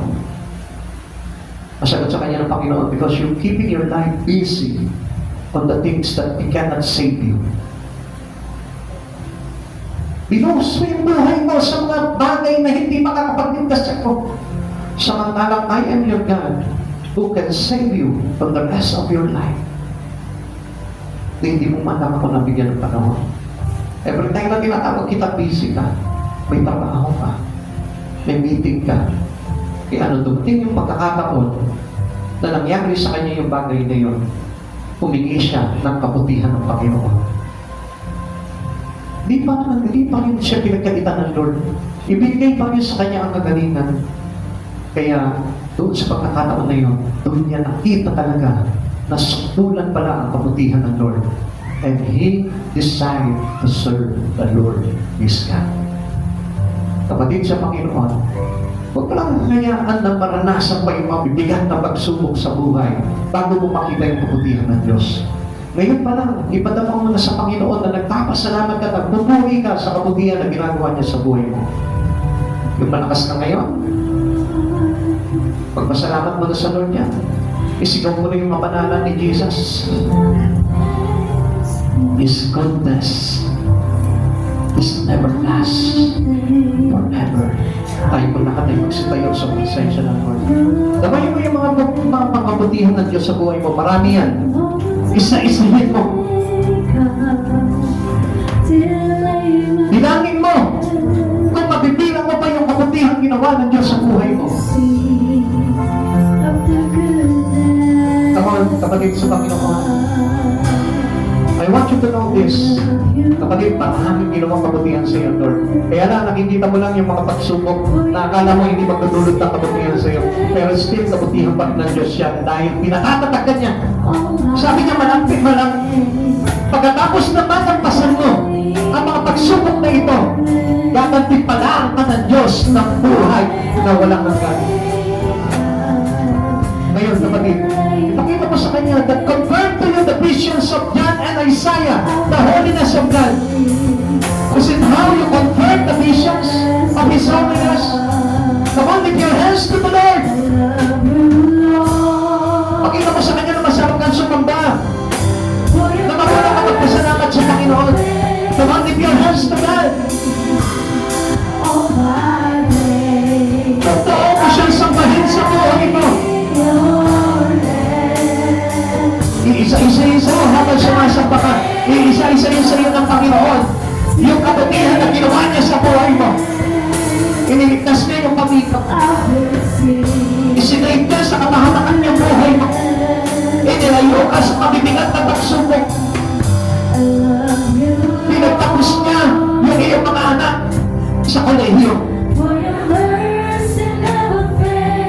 Binayaran niya yung mga pagkakautang mo. Tinubos ka niya sa mga pagkakasala mo. Ilan lamang yan sa kabutihan ng Panginoon. Pinagaling ka niya sa iyong karamdaman. Tumpisa na puntik-puntik ka na. Na bumigay. Isinip ka pa rin ng Lord. po yan sa kabutihan ng Diyos na ginawa sa buhay mo. Yung minsan, pagpunti ka na, napapahamak, but still God's saving you. Yung puno-puno ka ng problema, pero ngayon isa na lang ang problema mo. It is the goodness of God. Yung kabataan ka, na magtik-magtika ka na, nahalayin ng mga bagay sa mundong ito. Sinigit ka ng Lord doon, ininayo ka sa kapahamakan. Yung mga kabataan na ininayo sa mga masasamang bisyo, sinigit ka ng Lord doon, kabutihan ng Diyos yun. Yung asawa mo, na halos puro sakit ng ulo, pero pinakatatag ka pa rin ng Panginoon. At until now, gumagalaw pa rin ang kabutihan ng Diyos sa buhay mo. Yung finances mo, yung pinansyal mo, na kung titignan mo parang kulang na kulang, but still, God is enough para matustusan lahat ng pangangailangan mo. He is good. Oh my God, you have been faithful. Kapag ang Diyos at hindi ka pinapabayaan, kapatid sa Panginoon, ito ba yung isang pinakapatindi na pinaranas ng Diyos yung kabutihan niya sa'yo? Ilan ng kasamaan at kasalanan na ginawa mo sa araw-araw at pinatawad pa rin ng Panginoon? Hindi ba na makabuti ng Diyos? Ilang beses mo na siya tinanggihan, iniwanan, isinumpa, pero buhay ka pa rin ngayon at nanginginakan. Hindi ba kabutihan ng Diyos yan? Ilang beses ka na nagsisinungaling sa kanyang banal na harapan, pero hindi niya pinutulantina mo at matalas pa rin na nakakapagpahayag ng salita ng Diyos. Hindi ba kabutihan ng Diyos yan? Ilang beses mo lang tinatanggihan ang offer ng Lord sa buhay mo, but still ang Diyos nag-o-offer pa rin sa'yo. Hindi ba kabutihan ng Diyos yan? Kapatid sa Panginoon, gusto ko makita ko yung makina ito. Gusto ko ipakita sa iyo. Hindi ba sa Facebook mo, hindi mo man lamang ipagsigawan ng kabutihan ng Panginoon at ipapangayon na promote mo palagi sa araw-araw. Pero nakita ko ba, pinagkakita ka ng Lord? Pinabless ka pa rin ng Panginoon? Itinataas pa rin niya yung espiritu mo. Hindi ba kabutihan ng Panginoon yan? Marami po sa ating mga Kristiyano na, pero hindi pa natin maipagmalaki ang Diyos sa buhay po natin. Pero tingnan niyo po yung ginagawa ng Panginoon. Still, pinapakita niya pa rin sa iyo yung pag-ibig niya. Pinabless ka pa rin niya. Yung pinapaniwala mo, yung iyong ministry sa Panginoon, supposed to be, dapat nga may kaparusahan na yan eh. Dahil tinatalikuran mo yung ministry mo. Pero anong ginagawa ng Lord? Diba, until now, hinihintay ka ng Lord. At sinasabi niya sa iyo, anak, balik ka sa ministry mo. Hinihintay ka ng mga ministry mo. At sinasabi sa iyo ng Lord, anak, yung ministry mo, ako yun eh. Ako yung iniwanan mo eh. Kaya nga hinihintay kita anak eh. Hindi mo ba alam yun? Yung church mo na binabaliwala mo, na hindi mo nga pinopromote ito doon sa mga kaibigan mo. Iba yung pinopromote mo eh. But still, nakita mo kung paano katanggapin ng Lord doon sa kanyang tahanan. Welcome ka pa rin. Tuwa pa rin ang Diyos kapag dumarating ka na. Isn't it a goodness of God into your life?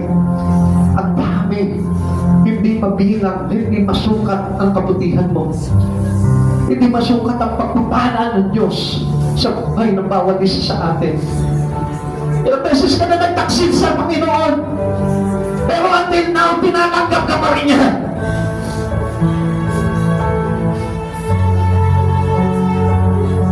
Iningatan ka niya sa iyong paglakad para hindi masaktan ang paa mo sa patong matalas.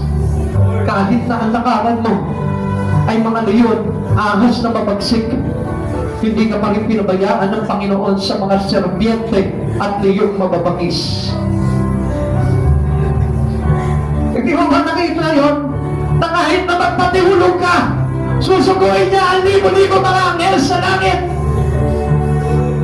upang saluhin ka at hindi ka tuluyang malaglag. Kapatid, noong time na walang magpapakain sa iyo, tinatamong ka, pinapatayas ka, na halos wala man lang magbigay ng tulong sa iyo. Hindi po ba dumating ang Diyos sa buhay mo? Kinupkup ka. At ngayon, hindi ka na mga problema sa pagkain mo. Hindi ka na mga problema sa titiran mo. Hindi pa pag-goodness ng Lord yun. Buksan mo lang yung puso mo sa Panginoon at bilangin mo kung gaano na karami yung kabutihan ng Diyos na sinasabi mo, hindi naging mabuti ang Diyos sa iyo.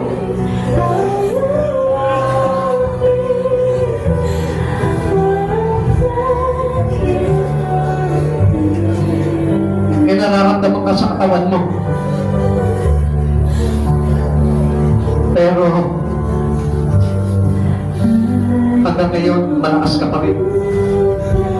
Nakakasamba ka pa rin sa Kanya. Hindi pa kabutihan ng Diyos yan. Alam niyo, marami nga po mga tao namatay sa karamdaman nang hindi nakapagbalik loob sa Lord. Samantalang po tayo, malalakas sa katawan natin. Mahit lang yung ating karamdaman, pero hindi pa tayo makahingi ng tawad sa Panginoon. Samantalahin mo na sa oras na ito, goodness pa rin ng Lord yan, kabutihan pa rin ng Diyos sa buhay mo yan. Kaya nga sa oras na ito, kapatid sa Panginoon, pasalamatan mo ang Panginoon sa kabutihan.